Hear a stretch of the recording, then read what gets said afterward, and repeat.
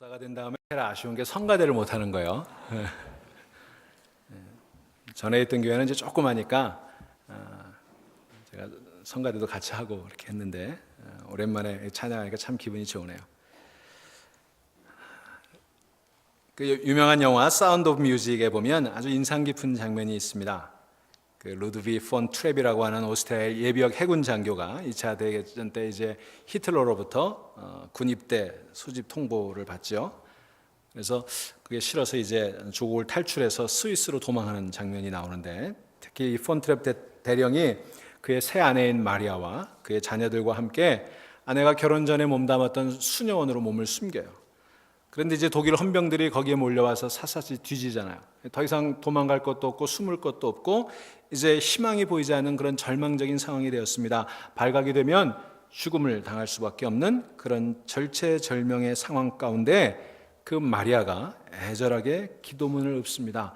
그 기도문을 읊을 때 읊었던 한 부분이 오늘 우리가 읽은 시편 121편 1절 말씀이었어요. 내가 산을 향하여 눈을 들리라. I lift up my eyes to the hills. 나의 도움이 어디서 올 것인가? Where does my help come from? 아마도 이 마리아의 머릿속에는 수녀원 뒤를 막아서고 있는 산들이나 아니면 독일, 스위스 그리고 오스트리아 국경선들이 맞물리는 알프스 산맥의 그 높고 낮은 푸른 언덕들 위에서 가족들과 손에 손을 잡고 흥에 취하여 요들송을 부르며 자유의 품에 안겨 한껏 춤을 추는 자신의 평화로운 모습이 자리 잡고 있었을지 모르겠습니다. 그래서 마리아는 눈을 들어서 산을 쳐다보면서 이렇게 부르짖었던 것입니다. 내가 산을 향하여 눈을 들리라. 나의 도움이 어디서 올 것인가? 이런 확신에 찬 부르짖음 때문이었는지 폰트랩 대령 가족은 기적처럼 수녀원 뒷문을 빠져나와 그의 가족들 다 함께 국경선을 넘고 스위스의 알프스 산맥 그 푸른 언덕 위에 도착합니다. 마침내 마리아는 그녀가 그토록 마음속에 그렸던 그 언덕들, 그 푸른 산등성이를 타고 치마를 나풀대며 내달리고 아이들도 춤을 추며 자유의 노래를 목청껏 소리내어 부를 때 저 알프스 산맥의 온 사냐는 아름다운 사운드 오브 뮤직의 그 선율로 삽시간에 가득 메워지는 그 아름다운 장면이 영화의 마지막 장면이에요. 저 유명한 노래 Climb Every Mountain 하는 노래가 울려 퍼지잖아요. 여러분, 그 영화를 보면서 저는 언제 저기 가서 한번 달려볼까 그런 생각들을 했는데 아직은 못 가봤어요. 자, 여러분, 이 영화는 마치 산들을 쳐다보며 긴급한 도움을 요청하는 한 젊은 여인의 애절한 기도가 마침내 산들을 감동시키고 그래서 그 산들이 감히 팔을 벌려 저 고운 노래의 여인 마리아와 그의 가족을 품에 안아주어 나치 독일의 마수로부터 건져주게 되었노라고 말하는 듯하게 들리는 것입니다.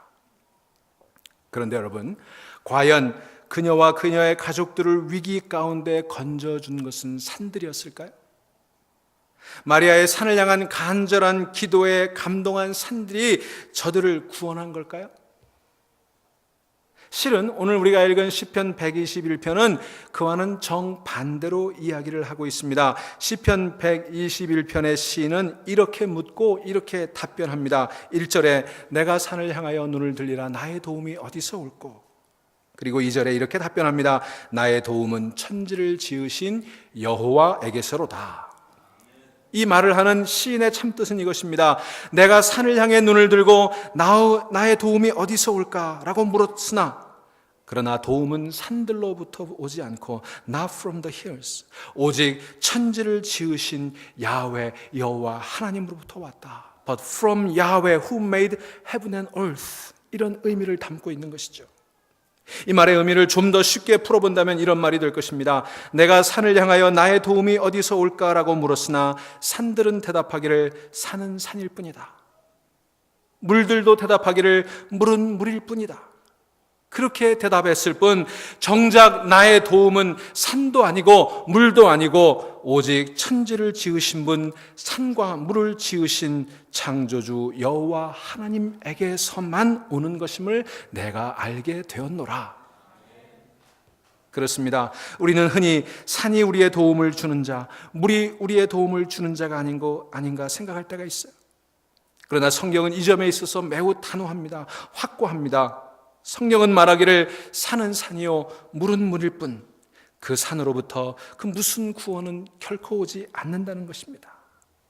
그리고 이어서 나의 구원은 오직 산들을 지으시고 물들을 만드시고 천지를 지으신 분 여호와 하나님께로부터만 온다, 그렇게 역설하고 있는 것입니다. 여러분, 여기서 우리가 이스라엘 백성들의 산에 대한 생각들을 한번 살펴볼 필요가 있어요. 제가 오늘 예배 부름에 시편 15편 말씀을 읽어드렸습니다만, 거기서 시인은 이렇게 노래합니다. 여호와여, 주의 장막에 머무를 자 누구 오며 주의 성산에 사는 자 누구 오니까. 여기서 말하는 주의 성산, 즉 주의 거룩한 산, 주의 장막, 이런 말이 다 평행꾼데 다시 말하면 하나님 계신 곳이라는 뜻이에요. 주의 성산은, 주의 성산이라고 하는 말은 비록 사는 산이라고 하더라도 하나님께서 현존하시는 산이기 때문에 그 산은 거룩한 산, 곧 성산이라고 불릴 수 있다는 것입니다. 그러므로 그 산은 하나님께서 머무시는 하나님의 장막 또는 하나님의 집이다, 이렇게 인식했던 게 이스라엘 사람들의 생각이었어요. 말하자면 산은 하나님을 믿는 이스라엘 백성들이 자주 머물고 싶어하고 또 살고 싶어하는 그런 곳이었습니다. 동시에 하나님의 도우심이 필요할 때는 언제나 눈을 들어 그것을 우러러 기도해야 했던 그런 곳이었어요. 그래서 많은 이스라엘 신앙인들은 하나님을 만나기 위해 산을 찾았던 것입니다. 아브라함의 모리아산, 모세의 호렙산, 시내산, 그리고 모세의 비스가산과 느보산이 그랬습니다. 엘리야의 갈멜산도 그랬고 호렙산도 그랬고, 북이스라엘인들이 찾았던 그리심산이 그랬고, 유다인들의 그 거룩한 산 시온산 등등, 이 산들은 모두 이스라엘 신앙인들이 하나님을 만나는 체험을 했던 거룩한 장소였어요. 그만큼 그들은 산을 좋아했어요. 우리 한국인들의 정서도 마찬가지 아닙니까? 우리도 산 좋아하잖아요. 산에 가면 하나님 만나는 것 같잖아요. 그래서 신년 되면 산으로 올라가죠. 기도하러. 산기도해야 하나님 만나는 것처럼 생각합니다. 저도 13살, 14살 시절에 도봉산 제일기도원 가서 바위 붙들고 소나무 뿌리 붙들고 많이 기도했어요. 하지만 여러분, 아무리 하나님이 머무시는 곳이라고 해도 산은 어디까지나 산이 올시다. 산을 여호와로 혼돈해서도 안 되고 여호와를 산으로 혼돈해서도 안 되는 것입니다. 산에 머무신다고 해서 그 여호와가 산이 되는 것이 아니라는 것입니다. 그러나 놀랍게도 많은 신앙인들이 여호와 하나님께서 머무신다고 해서 그 산은 산이 아니고 혹시 그 산이 여호와가 아닌가 착각할 때가 있습니다. 그러나 여러분, 누구든 간에 산을 가리켜 산이라고 말하지 않고 산이 여호와 하나님이라고 생각한다면 그는 분명 산을 우상처럼 숭배하는 그런 잘못을 저지르는 신앙인이 될 것입니다. 마찬가지로 성전도 그래요. 성전에 하나님께서 머무신다고 해서 혹시 이 성전이, 이 예배당이 하나님이 아닐까 생각하는 사람들이 많이 있는 것 같아요. 우리가 성전을 사랑해야 되고 교회를 사랑해야 되고 이곳에 나와서 하나님을 만나고 이곳에 와서 열심히 예배하고 그렇게 해야 됩니다만, 그러나 이것 자체가 하나님은 아니라고 하는 거예요. 마치 부처님을 모신 곳이라고 해서 절간의 모든 물건들, 즉 절간에 기와도 붙여요, 절간에 담벼락도 붙여요, 절간에 대문도 붙여요, 절간에 노송나무도 붙여요, 절간에 종각도 다 부처님이라고 생각해서 그것을 향해 합장해서 절을 하는 저 불교도들처럼 성전을 보고 하나님이라고 생각하여 성전을 찬양하고 성전을 섬기고 성전을 예배하는 기독교인들이 참 많다는 것이 오늘 우리의 현실이에요. 이것 또한 성전 우상 숭배자들의 도착된 본말 전도라고 하지 않을 수가 없는 것입니다.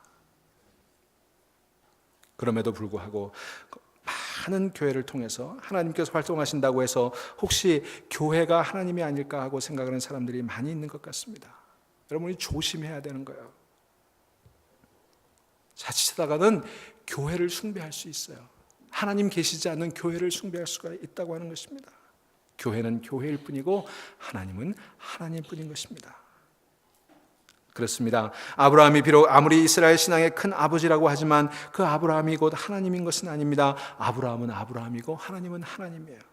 사도 바울이 비록 기독교 신앙의 최초의 스승이기는 하지만 그 사도 바울이 곧 하나님인 것은 아닙니다. 바울은 바울이고 하나님은 하나님이에요. 모세는 모세고 하나님은 하나님이십니다. 엘리야는 엘리야이고 하나님은 하나님이십니다. 그러므로 참 신앙의 세계로 들어가는 길은, 즉 구원받은 은혜에 참여하게 되는 길은 오직 하나님 자신과 하나님을 모신 형식을 구별할 줄 알아야 되는 거예요. 그것을 뒤죽박죽 만들어서는 안 된다고 하는 것입니다. 하나님 자신과 하나님을 담은 형식을 엄격하게 구별할 줄 아는 그런 능력이 우리 가운데 있어야 돼요. 실로 이스라엘의 신앙 세계에서는 비록 하나님께서 머무시는 곳이라고는 하여도 그 어떤 산이 감히 하나님이 되거나 신앙의 대상이 된 것은 결코 없었습니다. 성경이 그 산이 아무리 하나님께서 현존하는 곳이라고 하여도 결단코 그 산을 신앙의 대상으로 삼지는 않았습니다. 바로 이 점이 산은 산이요 물은 물이로다 했을 때 성철 스님이 의미했던 바와 그리고 한병철 목사가 오늘 설교를 통해서 말하고자 하는 그 의미의 근본적인 차이가 되는 것입니다. 불교에서는 산도 부처가 되고 물도 부처가 되고 절간도 부처가 되고 사탄도 부처가 될 수 있다고 하는 매우 심오하고도 철학적이며 자연 종교적인 신앙의 원리를 택하고 있는 것처럼 보입니다. 그러나 기독교는 결코 그러한 신앙 원리와는 목숨을 걸고라도 투쟁해 왔던 것입니다. 산은 산이고 물은 물일 뿐, 그리고 야훼 하나님은 야훼 하나님뿐인 것입니다.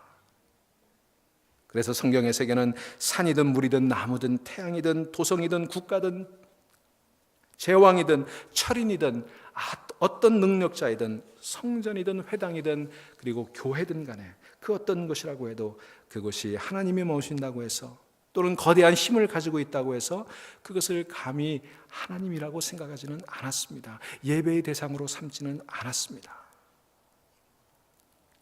구약 성경에 보면 신앙 세계에서 하나님이 현현하신다고 믿었던 가장 거룩한 법궤조차도 결코 신앙의 대상이 되지는 않았습니다. 법궤가 안치되어 있는 지성소도 결코 신앙과 경배의 대상은 아니었습니다. 우리 신앙의 대상은 오직 하나님뿐인 것입니다.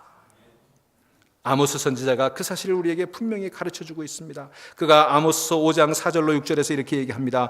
여호와께서 이스라엘 족속에게 이와 같이 말씀하시기를 너희는 나를 찾으라 그리하면 살리라. 베델을 찾지 말라. 길갈로 들어가지 말라. 부엘세바로도 나가지 말라. 길갈은 반드시 사로잡히겠고 베델은 비참하게 될 것임이라 하셨나니 너희는 여호와를 찾으라 그러면 살리라. 여러분, 하나님을 찾으세요. 길갈에서 하나님이 역사를 일으키셨지만, 부엘세바에서 하나님이 현현하셨지만, 베델에서 하나님이 우리를 만나주셨지만 그 장소가 숭배의 대상이 되어서는 안 되는 것입니다. 우리는 하나님을 찾아야 되는 거예요. 베델은 베델이고 길갈은 길갈이고 부엘세바도 부엘세바일 뿐인 것입니다. 교회는 교회고 하나님은 하나님이십니다. 여러분, 제가 여러분들에게 간곡히 당부합니다. 여러분, 교회를 열심히 섬기세요. 교회를 좋아하세요. 교회를 열심히 나오세요. 그러나 교회를 하나님으로 대체하지는 마시기를 바랍니다. 교회는 교회고 하나님은 하나님이시기 때문입니다. 이게 아모스 선지자가 우리에게 얘기해 주려고 했던 바예요. 그 점에서 종교개혁을 이끌었던 마틴 루터는 우리에게 성경 이해에 결정적인 도움을 줄 수 있는 다음과 같은 말을 남겨놓았습니다. 오늘 종교개혁 기념주일에 이 마틴 루터의 이야기를 우리가 마음에 새길 필요가 있어요. 그는 이렇게 얘기합니다. 성서는 아기 예수를 담고 있는 구유와 같다. 그 말뜻은 이러합니다. 즉 아기 예수를 담고 있는 구유만이 성경이고 하나님 말씀일 뿐, 아기 예수가 없는 구유는 결코 그냥 구유에 불과하다는 거예요. 그러므로 이 아기 예수가 없는 구유를 감히 성경이라 하나님의 말씀이라고 한다면 그것은 구유를 아기 예수로 생각하고 섬기는 우상 숭배가 될 수 있다는 거예요. 그렇습니다. 아기 예수가 담겨있지 않은 구유는 전혀 구원의 능력이 없는 단순한 하나의 나무 토막 지푸라기에 불과한 것입니다. 성경도 그와 같습니다. 성경 또한 올바른 해석을 통하여 우리를 구원하는 하나님의 생명의 말씀으로 우리를 향해 증언되지 않는다면 성경의 문자는 그냥 문자일 뿐이에요. 까만 것은 종이고 까만 것은 글자고 하얀 것은 종이일 뿐인 거예요. 그 성경을 구성하고 있는 그 문학은 단지 문학에 불과하게 되는 것일 뿐이에요. 그래서 우리는 성경을 통해 하나님의 음성을 들어야 되고 성경 속에서 하나님을 만나야 되는 거예요. 하나님의 말씀이 우리 삶 속에 해석돼야 되는 거예요. 그래서 살아있는 구원의 말씀으로 날마다 우리에게 다가와야 되는 거예요. 그렇지 않으면 성경은 다른 마법서나 주술서와 다를 바가 없게 되는 것입니다. 그래서 성서를 아무리 아름다운 금장색으로 치장해서 실록 위에 잘 모셔놓는다고 하더라도 성경이 하나님 말씀이 되는 건 아닙니다. 그 성경의 내용을 해석하고 내 삶 속에서 날마다 들려주는 하나님의 음성으로 받아들이지 않으면 성경책 그 자체는 아무런 효력을 가지고 있지 못해요. 저는 오늘의 교회들이 앞다투어 성경 공부반을 많이 만들어 프로그래머 하는 일을 열심히 하면서도 정작 성경을 바르게 해석해서 그 속에서 하나님의 말씀을 읽고 그 속에서 하나님의 음성을 듣는 일, 그 속에서 하나님을 만나는 일을 위한 노력을 별로 하지 않는다는데 놀라움을 금하지 않을 수가 없어요. 저는 이러한 교회들의 풍조를 감히 교회 위기라고 얘기하고 싶습니다. 저는 감히 말합니다. 기독교의 복음이 우리보다 훨씬 앞서 선포되었던 구라파와 이 미국의 교회들이 이제는 그 힘을 잃어 점점 쇠잔하고 또 교회 건물들은 점점 그냥 기독교 문화 유적지로 변해가는 그런 근본적인 이유가 바로 서구 교회들이 성경 속에서 구원의 말씀을 만나지 못했기 때문인 것입니다. 그 속에서 하나님의 말씀, 하나님과의 인격적인 대면이 없었기 때문입니다. 그 때문에 필연적으로 생긴 결과예요. 이것이야말로 우리 기독교의 생명을 위협하는 최대의 위기라고 하지 않을 수가 없습니다. 오늘의 한국 교회들도 그 전철을 밟지 말라는 보장이 없어요. 그러니 여러분, 우리는 산을 쳐다보고 그 산으로부터 그 무슨 도움과 구원을 기대해서는 안 됩니다. 오직 그 산을 지으신 창조주 하나님으로부터 나의 도움과 나의 구원을 기대해야 될 것입니다. 산은 산일 뿐 산을 하나님이라고 신앙해서는 안 됩니다. 물은 물일 뿐 물을 하나님이라고 신앙해서도 안 됩니다. 하늘은 하늘일 뿐 하늘을 하나님과 착각해서도 안 됩니다. 땅은 땅일 뿐 비록 그 땅이 아무리 위대하다 할지라도 땅을 하나님으로 신앙해서는 안 되는 법입니다. 우리는 산도 지으시고 물도 만드시고 그리고 하늘도 땅도 다 창조하신 그 창조주 하나님, 그리고 우리를 지으신 그 하나님 여호와 야훼, 그 하나님으로부터만 구원이 온다는 것을 믿고 그분만을 섬겨야 될 줄로 믿습니다. 여러분, 성경은 그 하나님의 말씀이에요. 우리를 구원하게 하는 살아있는 생명의 말씀이에요. 그래서 마틴 루터가 종교개혁을 시작하면서 내걸었던 세 가지 기치 가운데 하나가 솔라 스크립투라, 오직 성경이라는 그것이었습니다. 그러나 성경의 문자, 성경이라는 책, 성경이라는 문학 그 자체가 마술적인 능력을 갖고 있는 하나님의 말씀인 것은 아닙니다. 그것을 우리가 날마다 읽고 그 속에서 우리 가운데 역사하시는, 우리의 도움이 되시는, 우리의 구원이 되시는 하나님을 날마다 만나야만이 그것이 우리의 구원의 책이 되는 것입니다. 그러니 여러분, 저는 확신을 가지고 여러분들에게 말씀드립니다. 종말의 징조는 다른 것이 아니라 산을 산으로 보지 않고 혹시 산에서 구원을 기대하는 것, 물을 물이라고 하지 않고 혹시 거기서 어떤 도움을 기대하는 것, 바로 그것이 종말의 징조라고 하는 것입니다. 바로 오늘 시편 121편의 시인은 이러한 물결에 맞서서 단호하게 선언한 것입니다. 내가 산을 향하여 눈을 들리라. 나의 도움이 어디서 올꼬? 나의 도움은 오직 천지를 지으신 여호와에게서로다. 나의 도움이 결코 산으로부터 오는 게 아니에요. 나의 도움은 천지를 지으신 여호와 하나님께로부터 오는 거예요. 그런데 여러분, 여기서 우리가 결정적으로 주목해 봐야 되는 대목이 바로 그 다음 3절부터 나오는 대목이에요. 뭐냐면 하나님은요, 천지를 지으신 여호와 하나님이라는 거예요.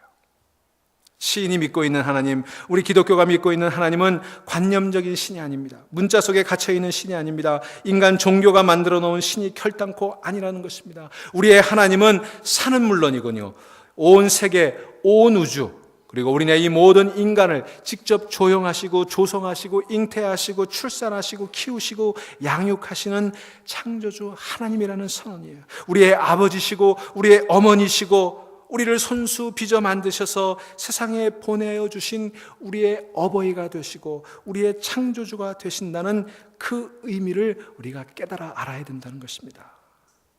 그러한 하나님, 즉 우리의 창조주가 되시고 우리를 지으신 이가 되시며 또한 우리 모두의 어버이가 되시는 그분 하나님만이 참 하나님이시고 우리의 구원자시라는 것은 그의 피조물에 대한 다음과 같은 태도를 통해서 우리가 확실하게 확인해 볼 수가 있어요. 여러분, 무엇보다도 그분은, 창조주 하나님은 본질상 그 창조물들을 지키시는 분이에요. 그게 오늘 본문의 증언이에요. 여러분, 엄마 아빠의 본성이 무엇입니까? 자녀를 낳아놓고 끝나는 게 아니잖아요. 그 낳아놓은 자녀들을 지켜주는 거잖아요. 아프면 밤새 그 아이를 위해서 잠 한숨 못 자고 그 병석을 지키는 게 어머니잖아요. 죄를 지어 교도소에 가 있는 아들을 날마다 면회 가는 것이 어머니잖아요. 집 나간 자식을 문고리를 걸어 잠그지 않고 언젠가 돌아올 것이라고 믿고 밤을 새우는 것이 아버지잖아요. 지켜주는 게 아버지고 지켜주는 게 어머니예요. 여러분, 우리 창조주 하나님은 우리를 덩그러니 세상에 만들어 놓고 알아서 살아가도록 내버려 두시는 분이 아니라 우리를 지키시고 돌보시고 양육하시는 분이에요.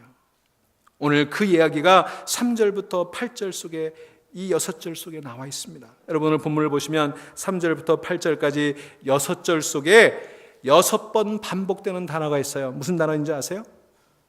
지키신다라고 하는 그 단어입니다. 여러분, 제가 읽어드릴까요?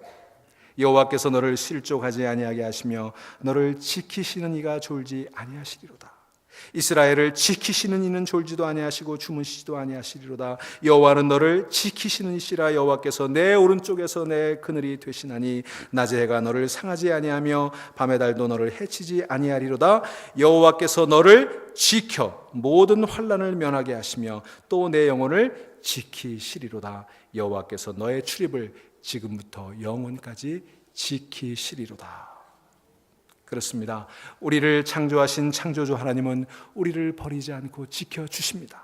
우리를 창조하신 창조주 하나님은 주무시기는커녕 한순간도 졸지 않고 우리를 지켜주십니다. 우리를 창조하신 창조주 하나님은 우리의 걸음걸음을 실족하지 않도록 지켜주십니다. 우리를 창조하신 우리의 아버지 하나님은 낮의 해도 밤의 달도 해치지 못하게 우리를 지켜주십니다. 우리를 창조하신 우리의 어머니 하나님은 모든 환난으로부터 늘 우리를 지켜주십니다. 우리를 창조하신 우리의 창조주 여호와께서는 여러분의 출입을 지금부터 영원까지 지켜주십니다. 그러므로 우리의 구원은 산으로부터 오는 것이 아닙니다. 우리의 구원은 우리를 지으신 창조주 하나님께로부터만 오는 것입니다. 바로 이것이 성령의 증언이에요. 천지를 지으신 창조주 하나님으로부터만 구원이 온다는 것, 아니 천지를 지으신 창조주시오 만인의 어버이신 하나님으로부터만 구원이 올 수 있다는 증언이 오늘 성경이 일관되게 우리에게 들려주는 증언이에요. 산을 보고 너는 나의 구원이라고 말하지 말라는 것이 성경의 증언이에요. 물을 보고 너는 나의 구원이라고 말하지 말라는 것입니다. 산은 산이고 물은 물일 뿐일 거라는 겁니다. 혹시 여러분들 가운데 아이 목사님 무슨 산을 보고 구원이라고 얘기하는 사람이 어디 있겠어요? 물을 보고 구원이라고 말하는 사람이 어디 있겠어요? 이렇게 반문하시겠습니까? 그렇다면 이건 어떨까요? 돈을 보고 구원이라고 말하는 사람은 많지 않습니까? 권력을 보고 도움이라고 말하는 사람이 많지 않아요? 성경이 얘기하는 거예요. 돈을 보고 너는 그것이 너의 구원이라고 말하지 말아라는 것입니다. 비록 우리가 머니 톡스, 돈이면 다 되는 황금 만능의 세상에 살고 있을지언정 돈이 우리를 구원해 줄 수 없다는 거예요. 또 정치 권력을 보고 너는 나의 구원이라고 말하지 말라는 것입니다. 오늘날 권력이 무소불위의 힘을 휘두르는 것처럼 보일지 몰라도 권력이 결코 우리의 구원이 될 수 없다는 것입니다. 지식도 마찬가지고 학벌도 마찬가지입니다. 여러분, 학벌 좋고 직업이 좋은 배우자가 내 구원이 될 수 없는 거예요. 그렇게 잘못 믿고 결혼했다가 평생을 한숨 쉬며 눈물 가운데 살아가는 사람 저는 많이 봤어요. 여러분, 미모가 내 구원이 될 수 없는 것입니다. 얼굴과 몸매만 보고 결혼했다가 땅을 치며 후회하는 젊은이들을 저는 많이 보았습니다. 여러분, 농담 같지만 거기에 구원을 두는 사람이 얼마나 많아요. 지금도 우리 여기 청년들 가운데 그런 구원의 여인상을 기다리는 사람들이 있습니까? 꿈을 깨세요. 물은 물이고 산은 산일 뿐이에요. 여러분, 물은 물이고 산은 산일 뿐이고 우리를 구원하시는 분은 여호와 하나님, 우리를 지으시고 우리를 돌보시고 우리를 지키시고 우리와 함께 하시는 하나님만이 우리의 구원이신 것입니다. 우리의 구원은 성직자에게서 오는 것도 아닙니다. 성직자가 주는 면죄부에서 구원이 오는 게 아니에요. 성직자가 머리에 손 얹고 기도해 주는 안수 기도에서 구원이 오는 거 아니에요. 구원은 하나님에게부터 오는 거예요. 하나님이 여러분을 지켜주시는 것입니다. 그것이 종교개혁가 루터가 발견했던 그의 고백이었고 오늘 우리가 소중하게 전수하고 있는 우리 개혁교회의 신앙 고백이 되어야 하는 것입니다. 사랑하는 여러분, 제가 오늘 이 아침에 여러분들에게 묻습니다. 여러분의 구원은 어디 있습니까? 여러분의 도움은 어디서 올까요? 여러분을 지켜주시는 것은 무엇일까요?